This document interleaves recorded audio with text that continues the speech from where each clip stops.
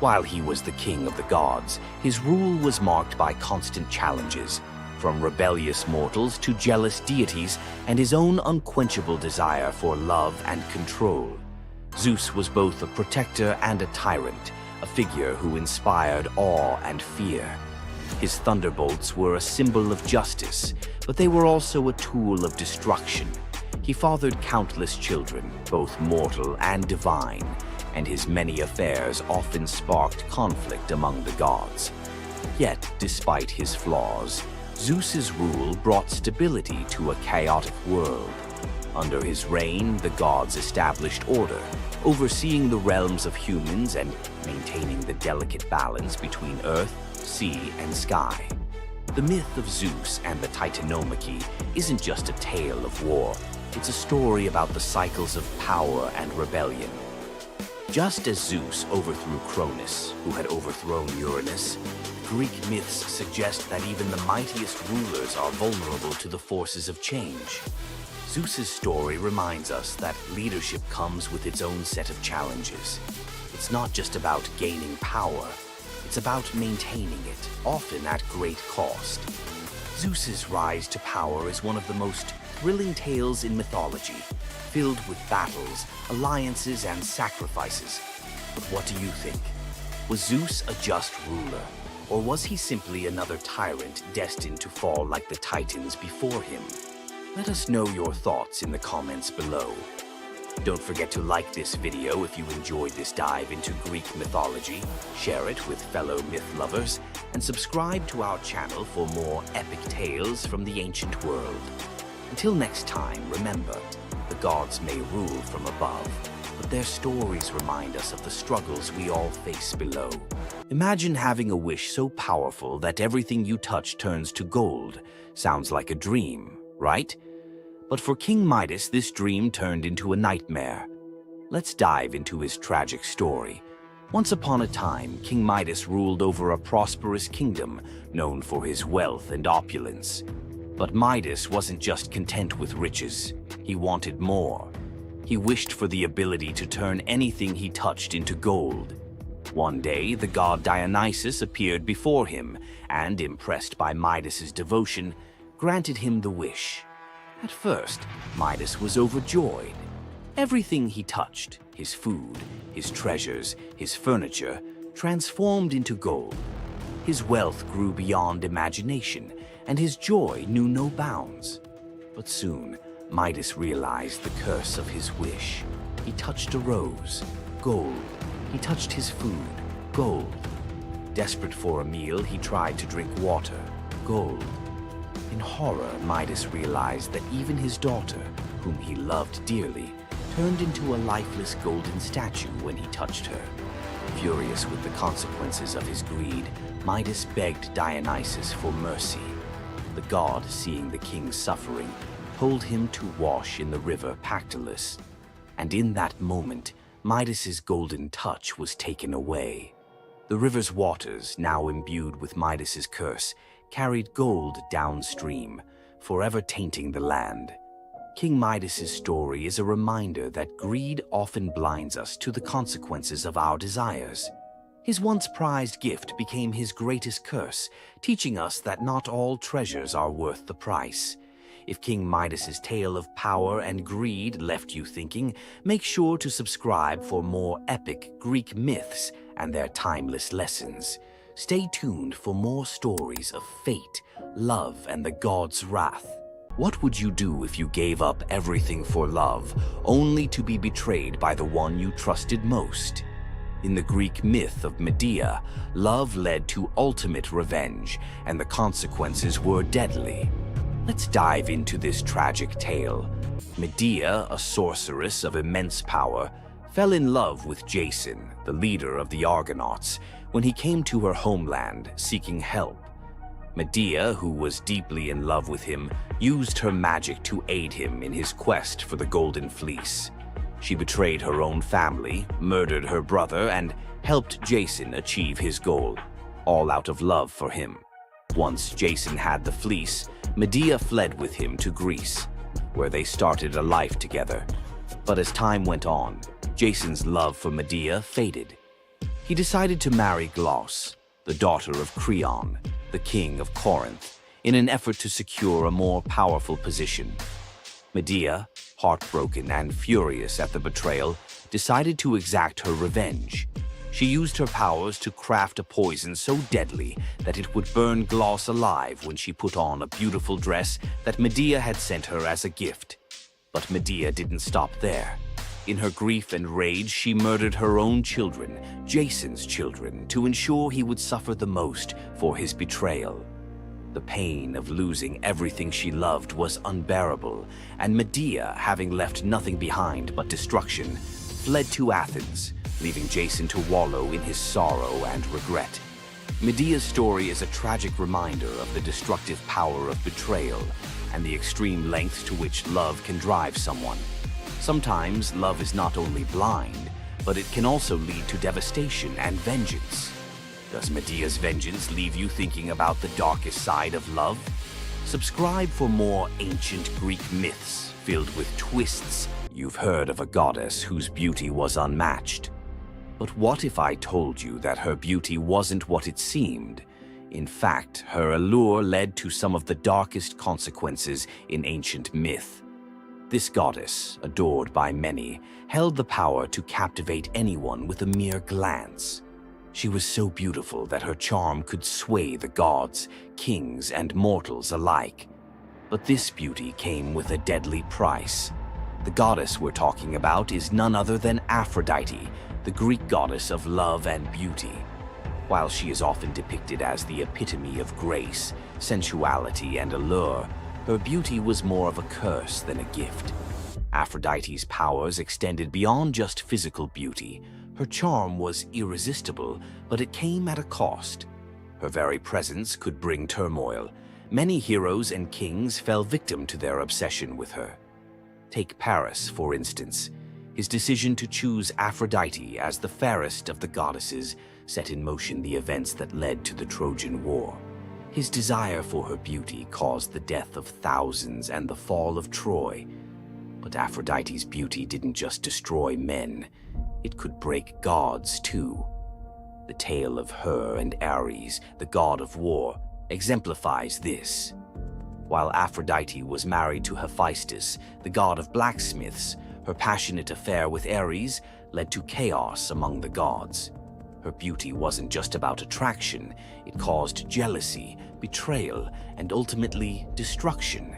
Despite her dazzling appearance, Aphrodite was also a figure of deceit and destruction, proving that beauty, when it holds such power, can be dangerous.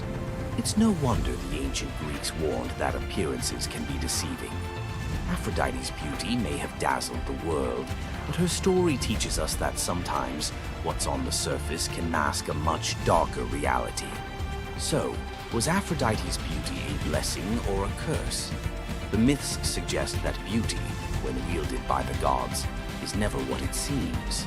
If you want to uncover more hidden truths about gods and goddesses from the ancient world, hit that subscribe button. There's so much more to explore in these captivating stories of the past. Hor, the thunder god, woke up to find his greatest nightmare had come true. Mjolnir, his mighty hammer that could level mountains and control lightning itself, was gone. Without it, the thunder god was powerless, vulnerable, and mocked.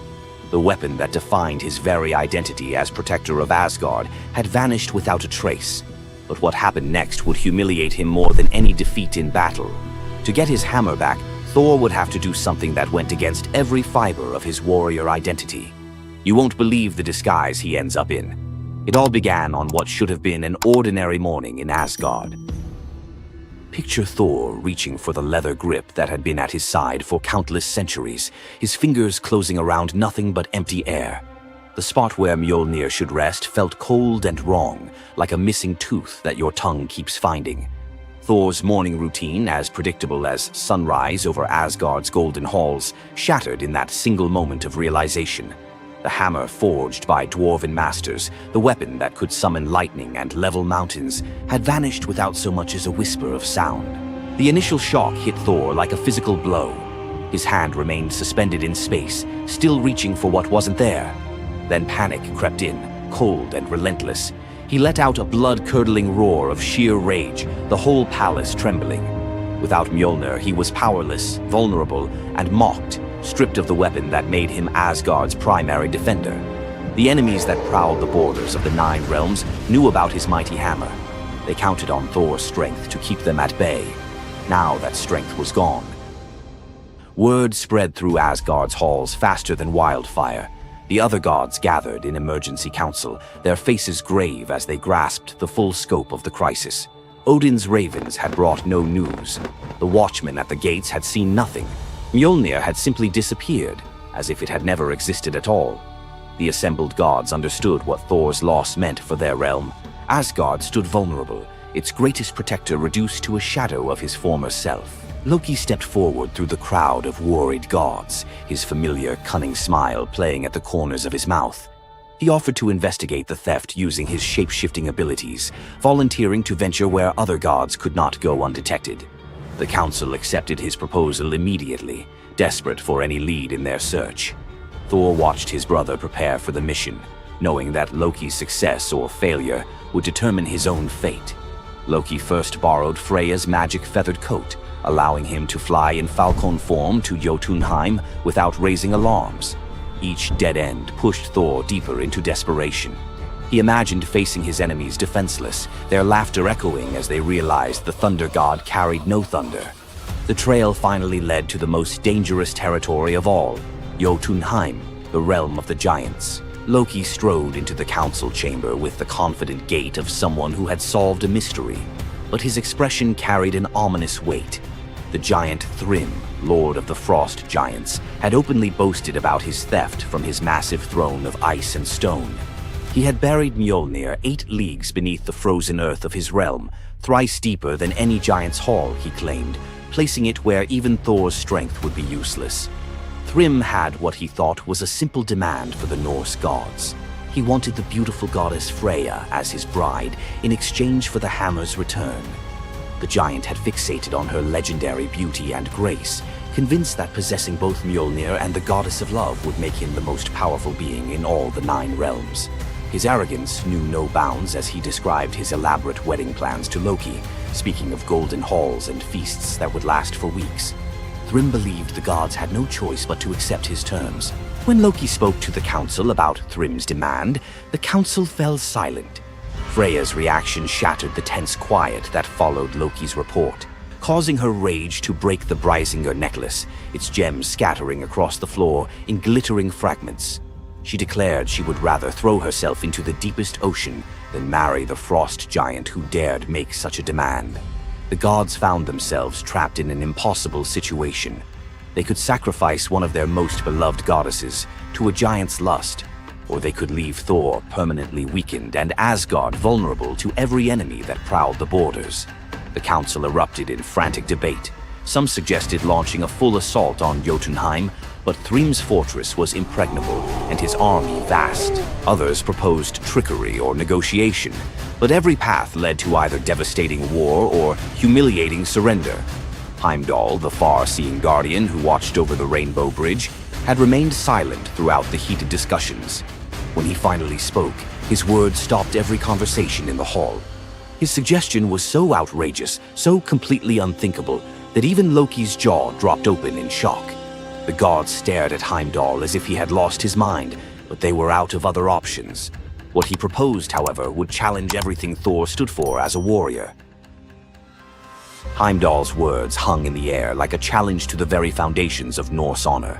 The far-seeing god had suggested that Thor disguise himself as a bride and infiltrate Thrym's wedding feast to recover Mjolnir.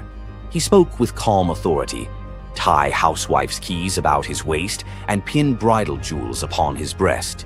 The idea was so fundamentally opposed to Norse concepts of masculine honor that Thor's initial response shook the very walls of Asgard. He declared the plan preposterous and swore he would never hear the end of it if word spread that the Thunder God had dressed as a woman. The assembled gods watched in tense silence as their mightiest protector wrestled with a challenge that could not be solved through brute force or lightning strikes. They had already considered launching a full assault on Jotunheim, but Thrym's fortress was impregnable and his army vast. No other choice remained. Thor paced the hall like a caged wolf, his massive fists clenched as he grappled with the impossible choice between his warrior's pride and his duty to protect Asgard. Every instinct in his body rebelled against the idea of abandoning his identity as a fearsome warrior to play the role of a delicate bride. Loki stepped forward with barely contained excitement, volunteering to accompany Thor as his maidservant. The trickster god's eagerness to participate in this elaborate deception revealed his true nature. While Thor struggled with the concept, Loki was already plotting the specifics of costumes, mannerisms, and the lies they would need to maintain throughout their dangerous mission. The transformation began with layers of bridal linen draped over Thor's massive frame. Servants brought forth delicate jewelry, housewife's keys that symbolized domestic authority, and a dainty hood for his head. Finally came the precious necklace of Brisingar. Each item added to the disguise felt like another blow to Thor's warrior identity. When he finally looked at his reflection, the god of thunder saw an unconvincing bride staring back at him. Thor finally accepted the plan because no alternative existed. The unlikely pair prepared to set off for enemy territory, where their deception would face its ultimate test among giants, eager to celebrate their lord's triumph. The great hall of Thrym's fortress buzzed with excitement as giants gathered to witness their lord's marriage to the most beautiful goddess in all the 9 realms. Thor sat at the high table in his bridal disguise, surrounded by massive frost giants who raised their drinking horns in celebration. The feast spread before them displayed the giants' wealth and power. Roasted oxen filled enormous platters, fresh salmon gleamed on silver dishes, and barrels of mead stood ready to fuel the night's festivities. Thor's legendary appetite struck like a thunderbolt. He polished off an ox and ate whole salmon in moments, tearing through the meat as if he hadn't eaten in weeks. 3 measures of mead vanished as quickly as if someone had poured them into a bottomless pit. The assembled giants watched in stunned silence as the delicate bride consumed more food than most warriors could handle. Thrym's eyes narrowed with growing suspicion. This goddess ate like a battle-hardened warrior, returning from a long campaign, not like the refined Freya he expected to marry. Loki stepped forward with the smooth confidence of a master storyteller. He spun a tale about Freya's 8-day fast in eager anticipation of reaching Jotunheim and marrying the mighty Thrym. The explanation painted a picture of a lovesick goddess, so excited about her wedding that she had refused all food during her journey. The giants nodded in understanding, their suspicions melting away as they accepted this romantic explanation. Thrym felt honored by such devotion and relaxed completely, his doubts vanishing. Beneath his bridal veil, Thor's rage simmered like molten metal ready to explode. Every moment at the feast brought new challenges as he struggled to maintain feminine mannerisms while surrounded by his enemies. His massive hands shook with barely controlled fury as he watched the giants celebrate what they believed was their victory over Asgard. The critical moment finally arrived. Thrym commanded his servants to bring Mjolnir forth, the very moment Thor had trained his eyes on since dawn. The servants placed the legendary weapon before the disguised bride as part of the traditional ceremony. Thor's fingers closed around Mjolnir's familiar handle, and lightning immediately crackled through the hall. He ripped away his bridal veil and roared his true identity to the shocked giants. Thrym's eyes widened in terror as he realized the bride he had been celebrating was actually the god of thunder himself. Thor swung Mjolnir, killing Thrym instantly after crushing his skull with Mjolnir, then turned on the assembled giants, and even the pleading giantess met Mjolnir's crack before the hall fell silent. The theft that had begun with arrogance ended in complete destruction. This tale reveals how even the mightiest heroes must sometimes sacrifice their pride to protect what matters most. Back in Asgard, the Aesir never spoke of the bearded bride again, though a few still hide a smirk when Thor raises Mjolnir. And we end this story with a very valuable lesson. Never steal Thor's hammer. And if you're going to, don't make him dress like a woman.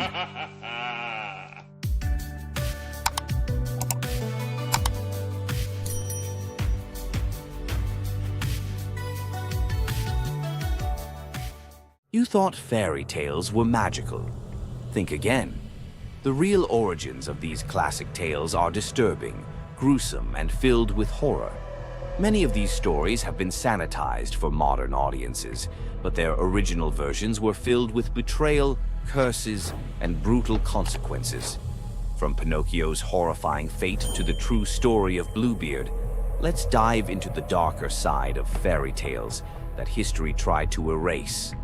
Fairy tales weren't always about happily ever after. Many of them were cautionary tales, warning of real dangers, human cruelty, and supernatural horrors. 1. The original Pinocchio, a gruesome fate. Before Disney made him a lovable puppet, Carlo Collodi's original Pinocchio was a terrifying little troublemaker. Instead of learning his lesson, he was hanged from a tree by a group of bandits, left to suffocate as a punishment for his misdeeds. 2. Bluebeard, the serial killer's tale. Bluebeard was not a misunderstood nobleman. He was a full-blown serial killer. In Charles Perrault's version, Bluebeard marries multiple women and forbids them from entering one locked room. When his latest wife disobeys, she discovers the corpses of his past wives hanging from hooks. He nearly kills her too, but she's saved at the last second by her brothers.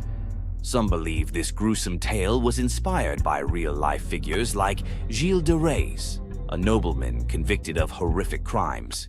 3. The Pied Piper, a tale of mass disappearance. The Pied Piper of Hamelin was not just about a man who played music to lead away rats. He also took the children. In some versions, the town refuses to pay him for his services, so he takes revenge by luring all of their children into a cave, where they are never seen again. Historians believe this could be based on a real event, where an entire group of children from Hamelin mysteriously vanished in the Middle Ages. 4. Rumpelstiltskin, a vengeful trickster. In the original versions of Rumpelstiltskin, when the young queen guesses his name, he doesn't just leave. He flies into a rage so intense that he tears himself in half. In some versions, he stomps on the ground in fury, falling into a pit and disappearing forever. His obsession with taking the queen's child has led some to believe he wasn't just a trickster, but something far darker. 5. The Robber Bridegroom, a wedding night nightmare. This lesser-known grim tale tells the story of a young woman forced to marry a wealthy man. Suspicious of her husband-to-be, she follows him to his home, only to discover that he and his band of robbers murder and eat women. She watches in horror as they butcher a young girl, cutting her into pieces. Luckily, she escapes and exposes them, leading to their execution. 6. The Juniper Tree, a tale of cannibalism and revenge. One of the most horrifying grim fairy tales, The Juniper Tree tells of a stepmother who decapitates her stepson, cooks his body, and feeds it to his unsuspecting father. The boy's sister buries his bones under a juniper tree, and from the tree the boy returns as a vengeful spirit, transforming into a bird and dropping a millstone on his stepmother, crushing her to death. 7. The Girl Without Hands, a story of betrayal and survival. In this disturbing fairy tale, a poor man accidentally sells his daughter to the devil in exchange for wealth. When she resists the devil's temptations, her own father chops off her hands to fulfill the bargain. Eventually, she escapes, gains magical silver hands, and finds a happier fate, but not before enduring unimaginable suffering. Why were these stories so disturbing? Fairy tales weren't just for children. They were warnings, morality lessons, and sometimes outright horror stories meant to instill fear and obedience. Over time, many of them were altered, softened, or rewritten to make them more acceptable. Which of these dark fairy tales shocked you the most? Want to uncover more forgotten stories and chilling legends? Subscribe now and dive into the forgotten history of fairy tales. Centaurs, half man, half horse, heroes or savages? Think you know the full story? Wait until you uncover the darker side of these iconic creatures. Watch till the end to discover what ancient myths don't tell you about the Centaurs. In Greek mythology, centaurs were seen as both wild and noble beings. They were often depicted as powerful warriors, famous for their strength and skill in battle. But what if the truth behind them was far more sinister than anyone imagined? While some centaurs, like Chiron, were revered for their wisdom and kindness, many others were violent, uncontrollable creatures. These savage centaurs were known for their drunken brawls and uncontrollable rage. The most infamous event? The Battle of the Lapiths and Centaurs, where they fought against the Lapiths during a wedding feast, leading to a massacre of both men and women. Their brutal behavior was more than just a mythological tale. It symbolized the chaos that could occur when civilization collided with the wild, untamed forces of nature. But why did the Greeks depict centaurs this